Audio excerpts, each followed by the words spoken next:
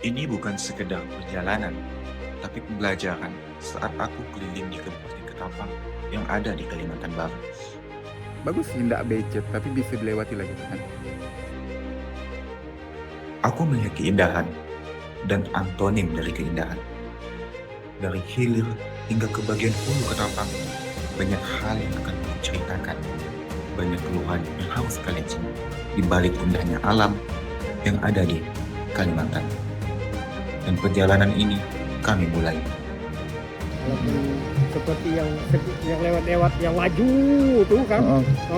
Nah itu perginya turun tuh.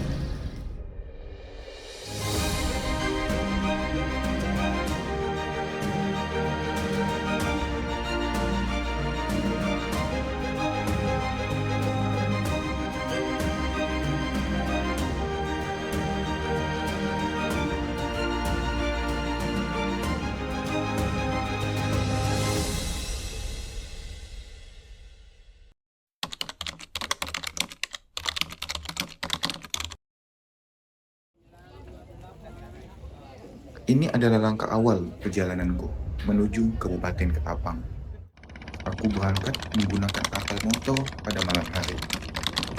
Ditemani suasana laut yang tenang, dan ketika waktu subuh tiba, akhirnya kami sampai di pelabuhan.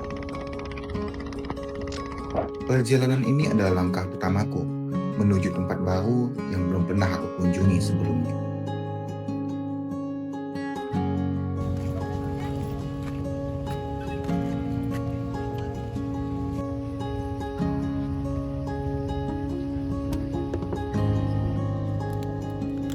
Dari pelabuhan Teluk Batang tadi, kami melanjutkan perjalanan darat menuju Ketapang yang memakan waktu sekitar 4 hingga 6 jam.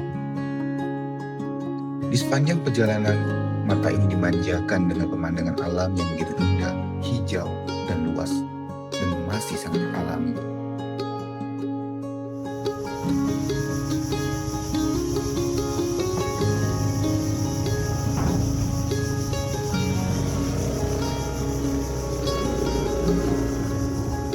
Oke, kita sekarang lagi di Kayong Utara.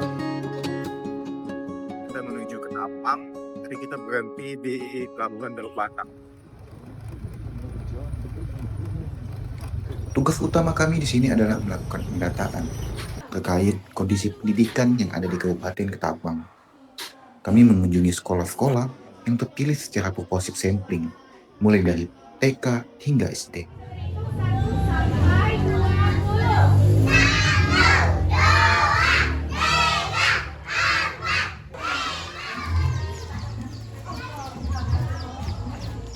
Tak hanya itu, perjalanan kami juga membawa kami ke salah satu tempat yang dikenal paling mistis di Kalimantan Barat, yakni Padang 12. Sebuah kawasan yang melegenda di seluruh kawasan Indonesia karena cerita tentang kota gaib yang tersembunyi di dalamnya. Bahkan beberapa artis ternama yang pernah datang dan mereka diundang untuk melakukan konser di Padang 12. Saat kami berada di salah satu sekolah di daerah tersebut, aku sempat menanyakan langsung kepada masyarakat mengenai keberadaan kisah kota gaib Padang 12 ini. Pas yang kita lewat ada jembatan yang dibikin baru di atas tuh, itu am dulu tuh. Pas tepat di siang. Ada tumpukan pasir kiri kanan kayak pintu gerbang, itu bukan dibikin orang, muncul sendiri. Kayak gunungan pasir putih kiri kanan. Kami bilang tuh pintu gerbang gitu. Sekarang udah nggak ada, udah rake. Hilang. Keren. Kalau dulu ada airnya yang mengalir di pasir putih itu paling jernih air. Padahal tidak curam, tidak apa ya, datar ya, tapi airnya ngalir. Bisa putus jalan dulu, kena putus. Alir air tuh, tapi dia tidak curam.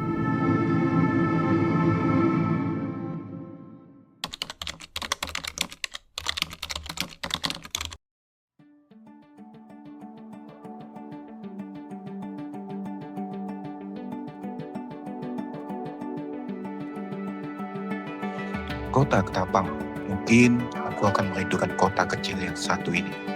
Sebuah kota yang benar-benar berdampingan dengan alam. Kemanapun kamu melangkah, rasanya semua tetap berputar di tempat yang sama. Sederhana, tapi justru itulah yang membuatnya terasa dekat di hati. Minggu ini menjadi minggu terakhir aku dan tim berada di wilayah hilir Ketapang. Setelah ini, kami akan melanjutkan perjalanan menuju daerah hulu dengan kontur tanah yang lebih berbukit dan lingkungan yang lebih menantang. Namun, sebelum berpindah ke tujuan berikutnya, aku menyempatkan diri mengunjungi beberapa tempat wisata yang ada di Ketapang. Pantai pertama yang kami datangi adalah Pantai Pecal. Sesuai dengan namanya, hampir seluruh pedagang di pantai ini menjual pecal. Inilah yang kemudian menjadi ciri khas sekaligus alasan mengapa pantai ini disebut Pantai Pecal.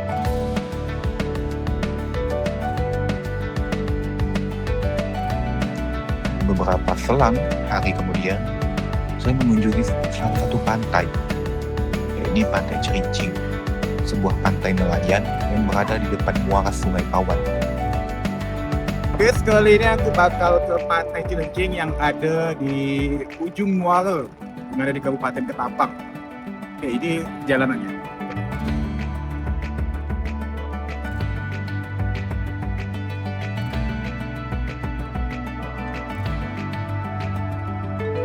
Oke, kita coba keliling ya. Ini seperti pulau, kayak pulau gitu. Cuma berada nempel dengan daratan yang dekat. Dihubungkan hanya dengan jembatan itu tadi guys yang terlewat. Sekarang kita bakal coba keliling di bagian selatan, bagian selatan pulau ini. Karena saya lihat di Google Map itu ada pulau yang bacanya Tugalali. Serasa di film-film guys. Kita berada di ujung pulau guys. Tapi keren sih view-nya. Kita tuh sedang berada kecil gitu, tapi bukan hutan yang sepi orang. Karena pantai ini belum terkenal mungkin ya, tapi view-nya bagus sih. Pulau-pulau rasa masih asli banget gitu.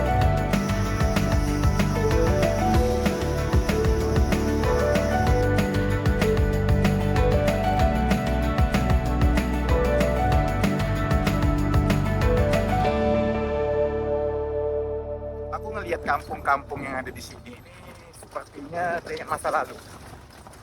Karena apa? Aku juga punya almarhum kakek yang seorang nelayan.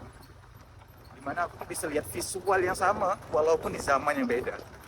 Keren sih, Smith.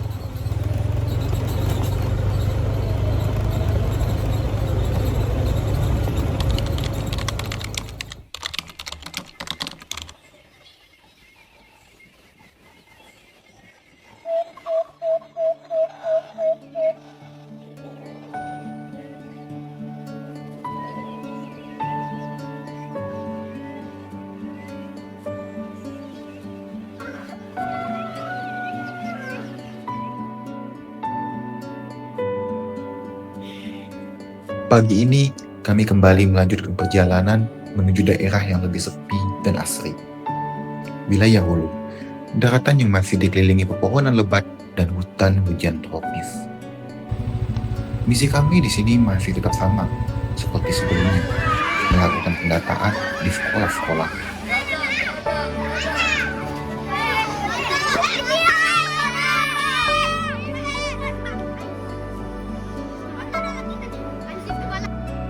Kami menelusuri jalan yang sebagian besar masih berupa tanah berwarna kuning. Karena hingga kini, beberapa kawasan belum memiliki akses jalan beraspal. Jalannya guys. Bagus sih, nggak becet, tapi bisa dilewati lagi tuh kan. Cuman entakan-entakannya tuh, aduh. Cukup memprihatinkan, mengingat Ketapang adalah daerah yang kaya akan sumber daya alamnya. Oke, ini akan kita jalan dan kita bakal naik lagi motornya ke situ. Bayangkan turun dan nanjak lagi ke situ.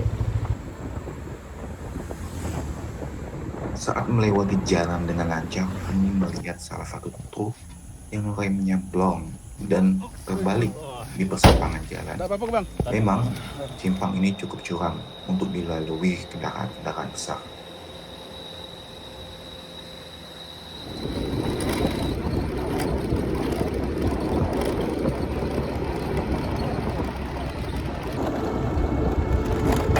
Dalam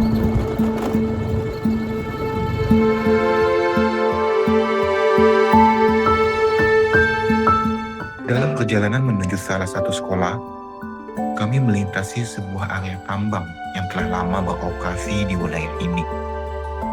Tak bisa dipungkiri, ada rasa miris saat melihat hutan yang dulu begitu luas, ini perlahan hilang dan berubah bentuk demi memenuhi kebutuhan manusia. Tambang memang memiliki dua sisi. Di satu sisi, kehadirannya memberikan lapangan pekerjaan bagi masyarakat sekitar, meningkatkan perekonomian. Namun di sisi lain, kerusakan lingkungan yang ditinggalkan tidak dapat dianggap kecil. Hilangnya tutupan hutan, terganggunya ekosistem, dan ancaman terhadap keberlangsungan hidup flora dan fauna menjadi konsekuensi yang harus ditanggung. Di momen ini, aku kembali menyadari bahwa pembangunan dan kelestarian alam harus berjalan seiring. Kita harus belajar bagaimana mengambil manfaat tentang merusak masa depan bumi yang kita tinggali. Semoga kedepannya setiap langkah pembangunan memiliki tanggung jawab, bukan hanya untuk kita hari ini, tetapi juga untuk mereka yang besok akan mewarisi bumi ini.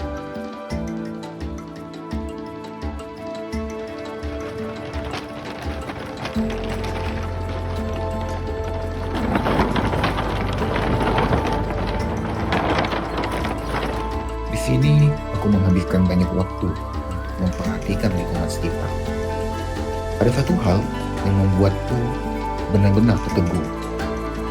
Persoalan sampah. Ternyata, hampir seluruh warga masih membuang sampah langsung ke sungai. Saat aku bertanya kepada salah satu pedagang pasar, ternyata daerah ini belum memiliki tempat pembuangan sampah yang memadai dari pemerintah. Kelihatannya warga di sini buang sampah ke sungai semua ya? Iya. Memang tempat semuanya buang sampah di berpindah. Ini larinya pasti ke Tapang nih, Pak. Iya langsung, pokoknya langsung Tapang. Apapun kan dibuang ke sungai. Di sini enggak ada tempat pembuangan sampah umum gitu? Enggak ada tempat pembuang sampah umum itu enggak ada. Aku juga berbincang dengan seorang nelayan yang asli daerah sini. Dia mengetahui betul bagaimana kondisi sungai yang menjadi sumber kehidupannya. Itulah zaman dulu tuh kan sebelum ada setrum itu cukup lumayan. Lumayan banyak lah zaman dulu tuh ikan besar-besar yang dapat. Sekarang ini jangan dicari ikan besar, ikan kecil pun udah susah. Kecil udah susah. Tapi kalau nyarinya di simpangan sungai misalnya kan ada parit masuk ke dalam gitu, biasanya itu lebih banyak ikannya. Itu pun kena sentrum udah banyak ditubak lagi dari racun dalam parit-parit itu habis. Masih Pak sampai sekarang orang kenyetrum.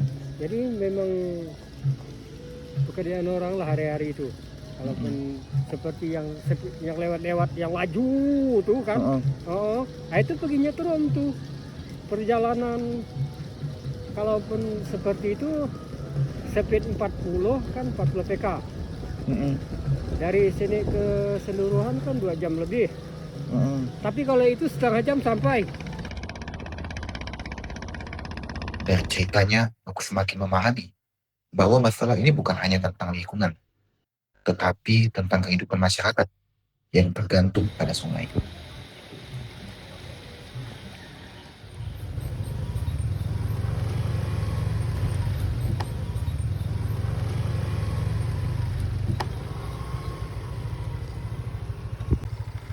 Jalan kuning ini membawa kami menuju sebuah sekolah yang berdiri di atas perbukitan di Kecamatan Sandai.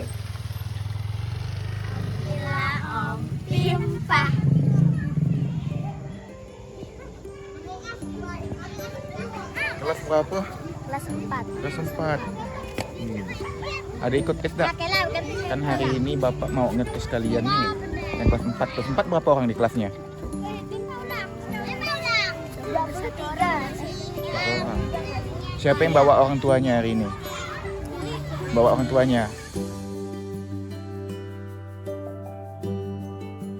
sebuah tempat yang menawarkan pemandangan yang begitu indah. Di sana, tawa anak-anak kecil menggema. Mereka bermain permainan tradisional dengan riang tanpa beban. Pemandangan ini begitu berharga bagiku. Sesuatu yang kini terasa mulai langka. Ini pagi-pagi udah minum es.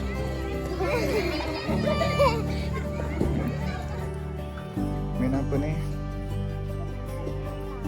Main gitar. Di tengah zaman yang terus berubah, ketika gadget seolah menjadi dunia baru bagi anak-anak, melihat mereka berlari, tertawa, dan berinteraksi satu sama lain, mengingatkanku tentang masa kecil yang sederhana namun penuh kebahagiaan. Mereka adalah generasi penerus yang perlu kita jaga, bukan hanya pendidikannya, tapi juga budaya dan keceriaan masa kecil mereka. Di sekolah kecil di atas bukit ini, aku kembali percaya bahwa masa depan masih bisa tumbuh alami, bermain, dan bahagia seperti mereka hari ini.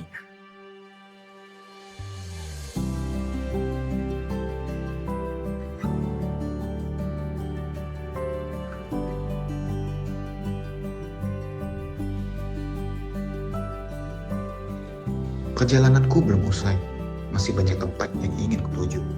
Masih banyak perjalanan yang ingin kupahami dari setiap sudut negeri ini. Melalui perjalanan ini, aku melihat kehidupan yang jauh dari hiruk-pikuk modernisasi. Aku menyaksikan bagaimana alam masih menjadi sumber utama penghidupan. Dari hutan, manusia memperoleh kayu, air, udara yang bersih. Segala yang sering kita nikmati di kota, tanpa pernah kita memikirkan dari mana asalnya. Di sini aku belajar bahwa alam bukan hanya latar belakang hidup kita. Melihat kehidupan di kampung-kampung ini, aku menemukan makna syukur yang sesungguhnya. Kebahagiaan bukan terletak pada kemewahan, tetapi pada kemampuan untuk menghargai apa yang kita punya hari ini.